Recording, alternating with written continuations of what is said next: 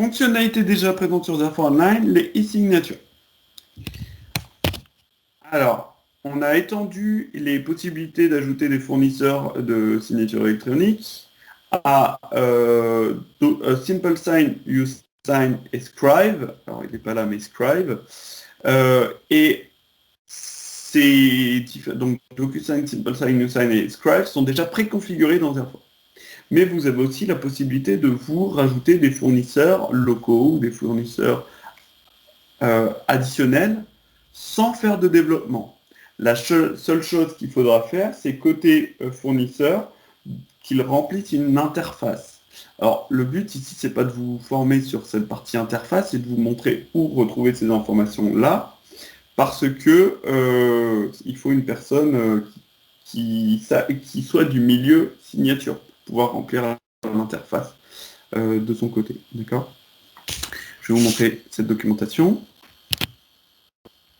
Donc, dans l'aide en ligne, vous allez sur la partie ressources additionnelles et vous avez intégration avec des signatures, des fournisseurs additionnels de signatures électroniques. Et là, vous avez un ensemble de descriptions que votre fournisseur devra suivre pour pouvoir faire l'interface entre Zerfor et son fournisseur et le fournisseur. D'accord ? Je retourne sur la présentation. L'architecture, comment elle marche ? Vous avez une architecture classique pour les fournisseurs qui sont supportés par Zerfor, donc DocuSign, SimpleSign, USign et Scribe, où là, on a déjà développé l'interface entre les deux, et du coup, on n'a rien à mettre en place à ce niveau-là. Si on a un environnement personnalisé, si on a un fournisseur personnalisé, il va falloir créer donc un environnement personnalisé avec l'interface pour ce nouvel fournisseur de signature électronique qui fera le lien entre Zerfor et le fournisseur local. Comment maintenant marche l'implémentation de ce fournisseur ? Parce qu'avant, on n'avait que DocuSign. Donc avant, pour faire la partie DocuSign, on allait dans les paramètres, avancer, on allait sur la partie signature, et là, alors c'est pas signature, c'est...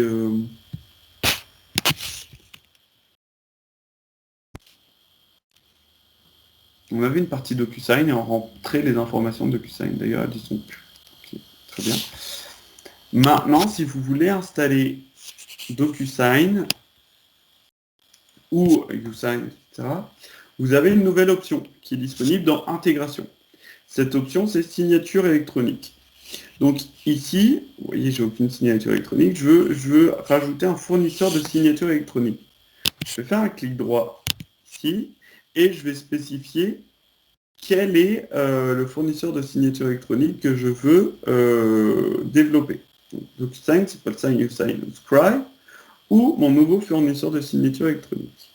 À nouveau, si je sélectionne le nouveau fournisseur de signature électronique, il va me fournir l'ensemble des paramètres qui sont ici, et ces paramètres-là vont me permettre de faire le lien entre Zerfor et ce fournisseur. Si moi j'utilise DocuSign, par exemple, parce que j'ai un compte, je lui donne un nom d'utilisateur.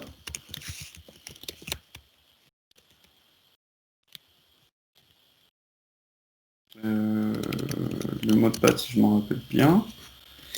Je crois que c'est ça. Et ensuite, l'URL de Zerfor. Donc, celle-ci, elle ne change pas. Par contre, l'URL du fournisseur peut changer. Par exemple, pour DocuSign, ça c'est l'URL de prod, mais moi j'utilise un compte de démo, donc je vais paramétrer mon URL de démo. Attention à ça, parce que il se peut que si vous utilisez un compte de démo et que vous le paramétrez, vous constatiez que ça ne marche pas parce que vous n'avez pas changé cette dernière. Donc souvent le compte de démo, c'est cette URL qui est ici, demo.docusign.net. Si je teste maintenant ma connexion, mon test de connexion abouti, ça veut dire que tout est correctement paramétré. Le fait d'avoir fait ça, ça me permet deux choses. Ça me permet le mode manuel, où je vais pouvoir... Je réfléchis. Ça me permet d'accéder à mon document, et quand j'accède à mon document,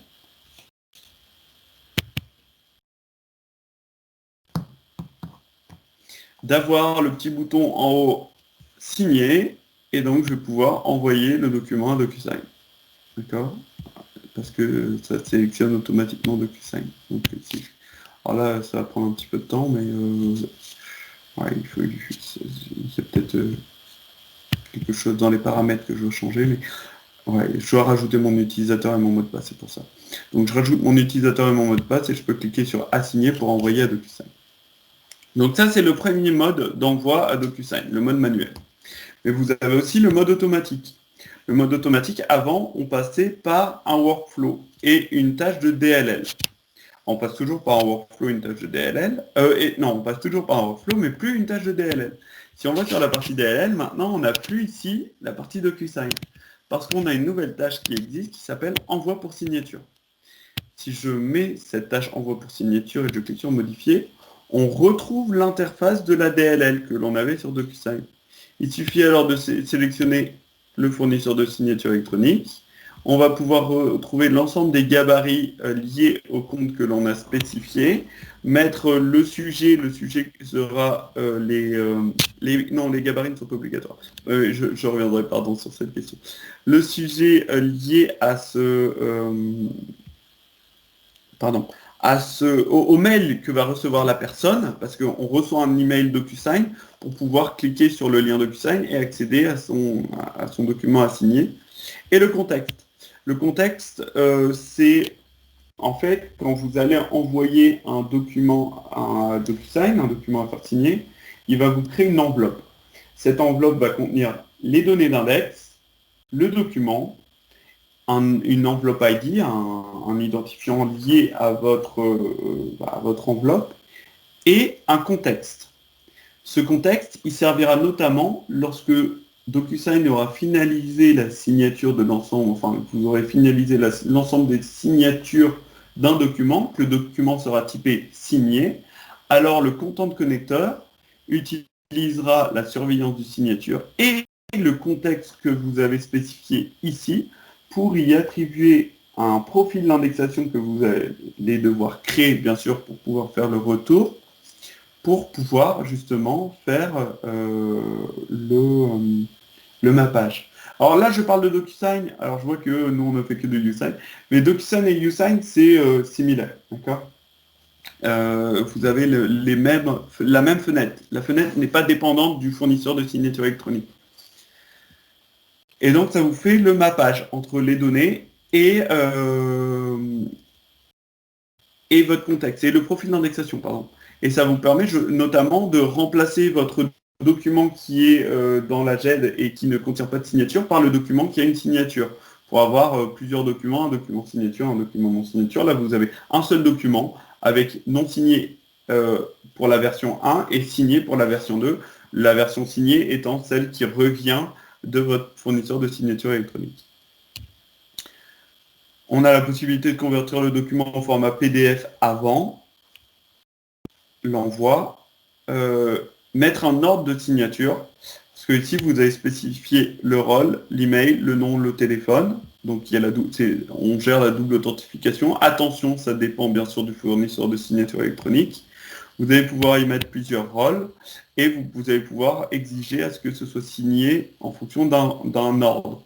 Et ça veut dire que ce ne va pas être les trois qui vont recevoir l'email directement. Ça va être d'abord le rôle numéro 1, le premier, ensuite le deuxième, ensuite le troisième. Et voilà. Donc voilà la seule chose qui change par rapport à avant. Je ne vais pas vous refaire une formation signature électronique. Le reste, c'est le même. Vous spécifiez un profil d'indexation en signature électronique et vous spécifiez une surveillance de signature. Vous assignez votre profil d'indexation et votre contexte et c'est tout. D'accord? Il n'y a rien d'autre à savoir de plus. Mais en tout cas, sachez que maintenant, vous devez utiliser cette nouvelle tâche pour pouvoir faire de l'envoi pour signature électronique. Est-ce que c'est bon? Alors, voyons voir les questions.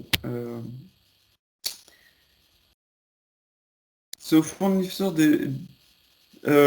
oui, c'est au fournisseur d'héberger l'interface, exactement. C'est pas obligatoire, ça dépend. Alors, les gabarits sont obligatoires. Moi, je peux parler pour DocuSign parce que je connais bien. Non, c'est pas obligatoire. On peut faire des rapprochements, mais ça dépend du fournisseur, finalement. D'accord. Nous, on ne fait que du usign. Bah oui, du coup, le usign, c'est exactement la même chose. Les signataires sont en dur dans le workflow, ils sont pas dynamiques depuis la catégorie. Si, bien sûr, toute cette partie, toute cette partie ici, là, que l'on va rajouter, alors je vois sélection de usign, par exemple. Toute la partie paramètres ici, si je rajoute une ligne, là, je vais pouvoir sélectionner mes macros qui sont liés à ma catégorie. D'accord? Donc, je peux mettre l'email lié à une donnée d'index. Pareil pour le nom du rôle, pareil pour le nom et le téléphone. Tout ça, ça peut être lié aux données d'index. D'accord? Donc, bien sûr que les différents rôles, etc., peuvent être liés aux données d'index d'une catégorie. Ok? Donc, justement, de la catégorie qui contient le document. On peut faire référence à un champ table. Non, on ne peut pas mettre ici dans les différents signataires les différents éléments d'une table. D'accord? Il va falloir avant, je pense, passer par un script dans une mise à jour de données d'index qui va analyser la table et créer mettre les données dans des index pour ensuite pouvoir le faire. Tu peux sur usign. Alors attends. Tu peux sur usign. On peut faire référence à un champ table dans usign, Laurent, c'est ce que tu dis. Oui, c'est ce que je te dis, oui. Mais du coup, tu peux envoyer les deux. Comment ça se passe au niveau de Zerfort pour envoyer les données de champ table? Juste dans ta première ligne, tu mets tes champs de table et en fait, toutes les lignes de ta table seront des D'accord. signataires. D'accord, bah c'est bon à Bah, savoir. Ok. Ok. Merci pour l'info. En tout cas, sur DocuSign, il faut passer par un script avant, en tout cas. Mais sur usign, vu que vous utilisez usign, c'est pour ça que c'est mieux usign.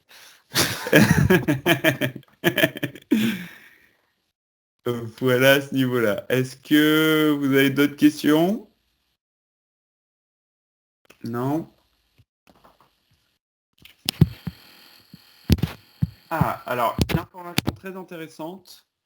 Maintenant, vous avez la possibilité d'utiliser le client web pour envoyer pour signature électronique. Alors, c'est le mode manuel, donc il n'y a pas de workflow, pas de content connector, d'accord? Vous accédez à l'interface web du document et vous avez maintenant le bouton envoi pour signature qui est présent, qui n'était pas avant, d'accord? Ok. On va parler maintenant, si vous n'avez pas d'autres questions, des nouvelles méthodes d'authentification. Alors ici, c'est juste une présentation, c'est pas une formation parce qu'il faut avoir les comptes, etc. qui vont bien. Mais les nouvelles méthodes d'authentification, avant en 2019, on a eu OpenID qui était présent. Maintenant, on a OneLogin et on a la possibilité de définir une authentification spécifique en fonction d'un... J'ai perdu le nom. Alors, comme vous le savez, pour faire de l'authentification, vous pouvez vous baser sur des annuaires d'utilisateurs externes. Si vous basez sur des annuaires d'utilisateurs externes, ici vous avez la possibilité de vous baser sur Azure Active Directory et Okta. Maintenant, on a la possibilité de le faire depuis OneLogin ou OIDC Generic. D'accord ? Et on a aussi la possibilité de gérer la sécurité à double facteur lors de l'authentification avec Azure Active Directory, Okta et OneLogin. D'accord ? Donc à nouveau, il va falloir le paramétrer en ajoutant la partie authentification, l'ID, les données, etc. liées à votre Azure Active Directory si vous voulez les paramètres de Azure Active Directory. Et une fois que vous avez ça, vous avez l'ensemble des utilisateurs qui remontent en fonction de groupes que vous avez spécifiés. Et vous allez pouvoir utiliser ces utilisateurs, etc. pour pouvoir vous connecter. Lorsque vous vous connectez, ici, alors si je vais dans Options, Connexion, ici, vous avez la possibilité de le faire en fonction de votre fournisseur, d'accord? Donc soit c'est un nom utilisateur et mot de passe classique, soit vous prenez Azure Active Directory et du coup vous allez avoir votre fenêtre d'Azure Active Directory qui va s'ouvrir pour mettre le nom d'utilisateur et mot de passe, par exemple. D'accord.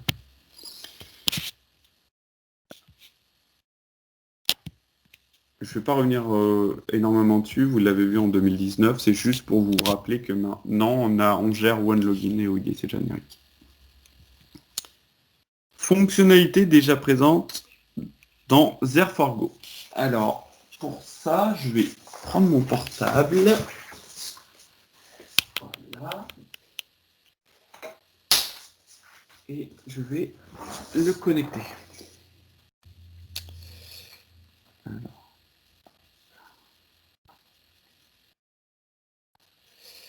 Donc, comme vous le savez, depuis cette version 2020, Zerfor Mobile App n'est plus supporté. Donc il faut que l'ensemble des personnes qui utilisent encore cette application mobile passent par Zerfor Go. Zerfor Go, elle, permet d'être utilisée sur iOS et Android, bien sûr.